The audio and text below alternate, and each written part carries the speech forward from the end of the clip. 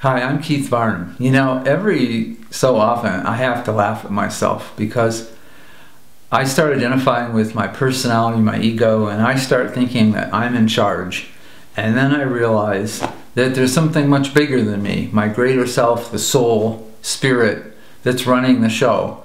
And when I realize that, I have to laugh. Because first of all, it's a great relief. It releases a lot of tension. And also, I just realized kind of how ridiculous it is for me to feel that I'm running the show. So, from my experience throughout my life, I have come to realize that our soul, our higher self, is actually directing the events of our life. And the more that we get in alignment, the more we allow ourselves to be in harmony and see the world in that way and see events as a reflection of our consciousness, our higher consciousness, then the easier and the more fun and the more abundant our life will be. To me, the soul is running the show behind the scenes, but we can see this direction as it shows up in appearances on the surface. And it shows up as guidance through signs, signals, messages, clues. And this is called reading the signs that life gives you and interpreting those signs. You know, the signs that we get from our higher self, from God, from spirit, from the universe, is actually pure physics. What I mean by that is that we're an electromagnetic field of energy, and that's our essence. Our essence is pure consciousness, pure awareness. Pure energy. And then this pure energy, these fields of consciousness, fields of energy and information, are then reflected, are projected out as our physical world. That's what we see and think is the physical world. But within that projection, within our physical world, we can notice certain ways that our spirit, our higher self, our soul, is trying to communicate with us, trying to guide us and direct us. And the soul's main interest is the same as our personality's interest. It's the same as our ego's interest, our mind's interest. That is happiness. And the soul has a much bigger view, a much different idea very often of how we can achieve happiness in life than our small, narrow-minded, programmed, conditioned ego or mind. So what I'd like to share with you is what I have learned about reading the signs that the Spirit gives us and interpreting those signs. I had one teacher, and he used to always go, people would ask him, so where'd that come from? You know, why is the universe telling me that? And he, as they talk in their bewildered and their wonderment and pretending they didn't know or remember what's really going on, he would just quietly tap his chest, tap his heart. Especially when they would say, well, where'd that come from? Why is that happening to me? Why is the universe telling me that? Why is the universe giving me that kind of feedback? And so my teacher was always saying, it's coming from here. They were asking, where is it coming from? Inside, from the heart, from inside you, from inside our consciousness. And that's the place to stop, look inside, and listen. Another way you can express signs is in terms of first and second attention, which is a shamanic way of looking at life. First attention is where our attention was first directed when we came out of the womb. First attention is the way that our parents and our society directed our attention. Cat, dog, look at this. In school, they were always trying to direct our attention. Pay attention to this, pay attention to that.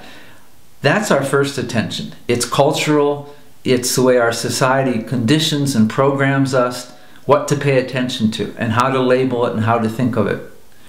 Second attention is what you decide after the first attention. Second attention is when you realize the first attention is not the whole story. It's when you realize that what you've been told to pay attention to, first attention, is not accurate or not serving you. It's not helping you in some way, or it's contradictory, which is very often the case in most cultures. So therefore, you go inside, you stop, look, and listen, and go, well, what's this all about? If I knew what was really going on, What would I know? And that is consulting second attention. And second attention sees behind the scenes, behind the surface appearance of things.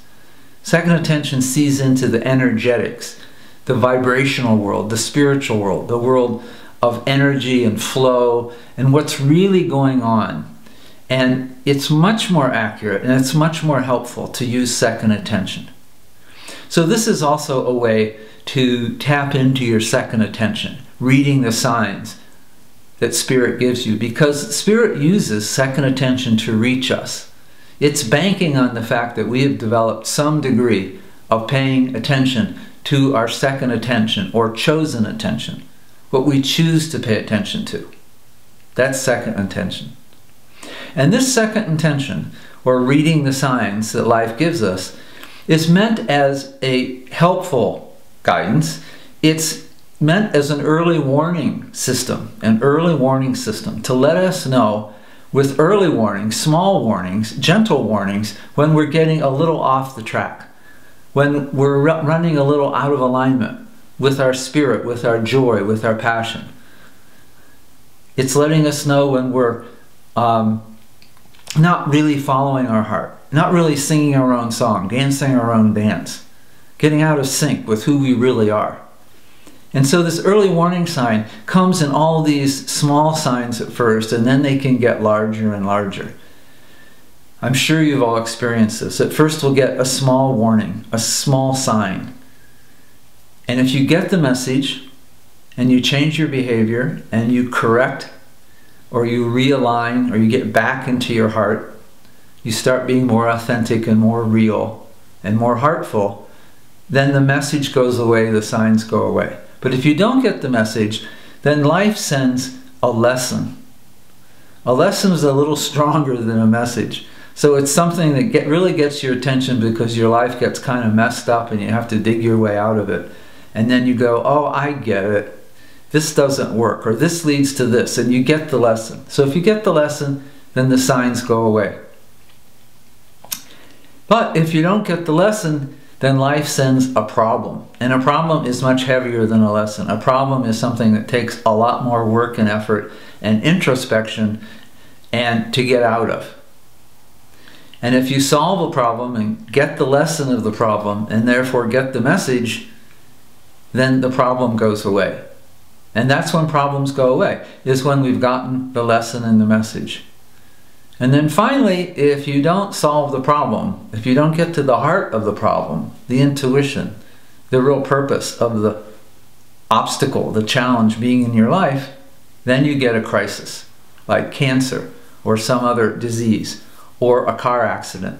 These are the strongest medicines. The Native Americans call them strong medicine.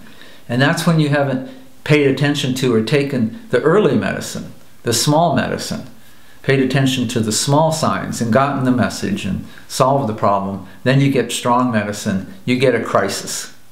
And then you either solve the crisis or you don't. And if you don't solve the crisis this lifetime, then guess what? You get to play with it next lifetime. So this video is about helping you to get the message early, to get it when it's small, fun, gentle, playful. Make a correction in your course, come a little more from your heart, and the signs go away, and you enter into a world that's a lot more easy and peaceful and joyous. Now these signs that come to us are encoded. They're in a code only because the soul or spirit, the right brain, the soul or spirit, needs to use images, symbols, metaphor, pictures, to color, shapes, symbols to communicate with us. Because this is actually much deeper communication than words. Words can be misunderstood, and words are in a language which is cultural, which is programmed. So the spirit likes to use actual symbols or metaphor that represent things in our life. And that's how it communicates with us. So how do you crack this code? How do you read this code? How do you interpret this code? Well, I have found two very simple ways to interpret the signs that you're given, if in fact your intuition doesn't immediately give you the answer. Ideally, you stop what you're doing, you relax, you go inside, you look inside and listen to your intuition. And ideally your intuition knows, we do know, but ideally you get in touch with that knowing and you know exactly what the universe is trying to tell you with this sign or clue or message. Sometimes though we're not listening, sometimes it's too scary to get the message. So what we can do is look at the outer signs, and so also sometimes inner, like in dreams, but look at the outer signs and use this approach, this framework, which can help us narrow down what the universe might be trying to tell us. And it's very simple. There's just two basic categories. A sign is either literal or symbolic. Now literal, it means like if it's a car, how do you use a car? You can even use function. What's the function of a car? Literally, to get me to work. So it might be telling me something about travel or getting to work or going to a job. And then maybe your intuition will kick in and go, oh, it's telling me not to go today. It's telling me I don't like my job. It's telling me I don't want to go into work. It's telling me I need to change something at my job before I'll want to go into work. It's telling me to stop, look, and listen and make some changes in the way I do my work, in the way I approach it, or perhaps even change the job altogether. So the literal interpretation is looking, what's the function of this? What's it, this sign, what does it have to do with literally and functionally in my life? And then the second one is symbolic. So say you do like to go to work, or you just feel intuitively it doesn't have to do with your job or driving. So instead you look, well, what does a car represent? Say your car won't start. Well, transportation, movement. Is there something else, a bigger journey or travel that you have feelings about, that you need to clear something or get clear about something? Symbolically, the car, culturally. Now, symbolically, you can look at that in two different ways. Signs represent or are symbols of something that's personal, but also cultural. So a car to you might represent independence and freedom. A cultural symbol or interpretation of a car might mean status or success. So whether you might not consider a car a measure of status or success, but still on the emotional level, on the symbolic level, your spirit might still be using it to indicate that, to look in that area of your life if something's going on with your car. It might have nothing to do, of course, with your car. It might have to do with just self-esteem. So looking at every sign in terms of what's the literal interpretation of this sign, what's the function of it, how does it show up specifically in my life, and then symbolically, what does this certain sign represent symbolically for me personally or also culturally in general. So I'll give you a couple more examples. The color red. Say red shows up in your life. You park next to a red car, and then you park, and then later another red car shows up, and then later you just see red. You haven't seen red cars all day, and then you park again and the fifth red car shows up next to you. So red, what does red represent to you? Well, first look at it literally. There might be something, you might be deciding whether to paint something red or not. It might be something very specific it's referring to, functionally and specifically in your life. And if you can't find that with the color red, then it might be speaking to you symbolically, which it usually is. So personally, what does red mean to you? Say it means passion to you. Culturally, red can also mean stop, danger. So you feel the situation and feel intuitively, is the universe trying to tell me there's danger here, that I should stop, there's a threat, or is it telling me that there's passion here? Or that the passion is scary? It might be telling you that. So you look, you play with what does red mean to you? And then look, what does red mean in movies and books and songs? So you check it out culturally, because the universe is using this color to reach you on one or more of those levels. One more example would be a horse. Let's take horses. You might have a horse come into your life as a sign. In other words, like driving through Phoenix, a city of 4 million, if you run into one horse in the city, it's not that, it's unusual. But then you run into 2 horses, that's very unusual. By the time you've passed the 3rd horse on a city street downtown, you realize, oh, this is a sign. It's beyond mathematical probability. It's beyond coincidence. It means something. The universe is trying to get me to focus on horse.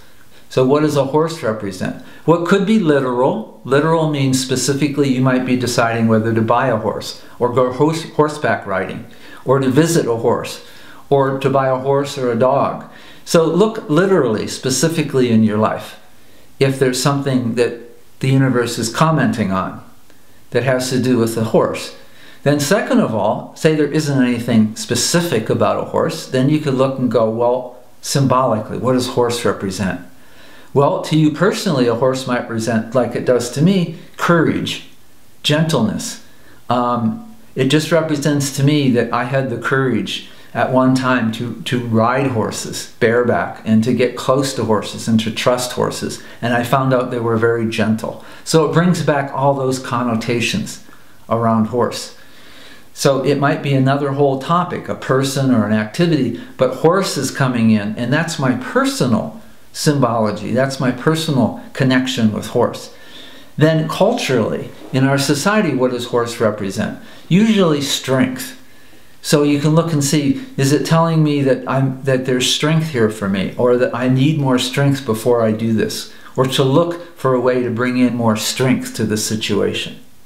So these are some ways you can play with signs. If you're, first of all, stop, look and listen, go inside. If you're not getting something clearly, then ask, is there a literal interpretation? Is there a symbolic literalization? So symbolically, does this represent something personally to me, or something socially, something culturally? And as you play with that, it'll click in your intuition. You'll have insights, ahas, realizations, and you'll start to get a sense of what the universe is trying to tell you.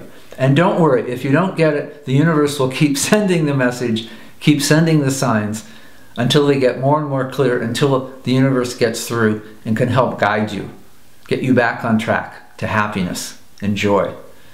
One of the places I do this is in Sedona, in the canyons of Sedona. We take people on vision quests, where you have a quest for a vision. The vision is reading the signs. And as you read the signs and interpret those signs, you get a sense of where you are in your life and how to get back on track to fulfilling your purpose, your path, your passion.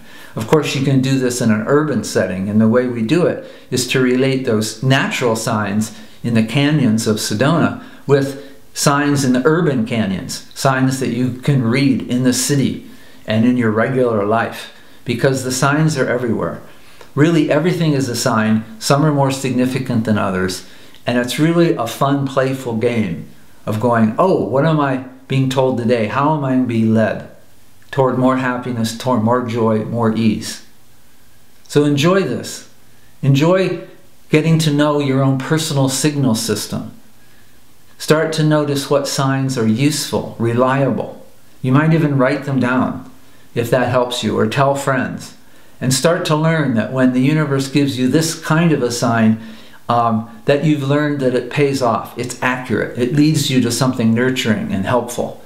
So start to get a sense of your own personal signal system, the way the universe reliably and helpfully guides you, so that when you get those signs, you'll be willing to see them, notice them, interpret them well, and follow them. That's the most important part, is to take action on it. In the Lakota language, the Native American Lakota language, their word for get the message from spirit, to get the message from spirit, that same word also means my life has changed. So in that culture, if you truly get the message from spirit, if you get it, you'll change. You'll change your life. You'll take action. Here in the West, very often we say, oh, I got the message. Oh, I know what I'm supposed to do. But we don't change our behavior. We don't change our life. We don't take any action on that message. And in the Lakota and Native American, not all native cultures, they would say, well, you didn't really get the message because you didn't change. You didn't change the way you relate to your life. So keep in mind that when you develop your personal signal system, you learn to trust these signs and symbols and clues and messages, that to really get the message is to take action, is to allow your life to change, your behavior to change. And that is the way that you get the real value from this guidance. So enjoy your journey. Thank you.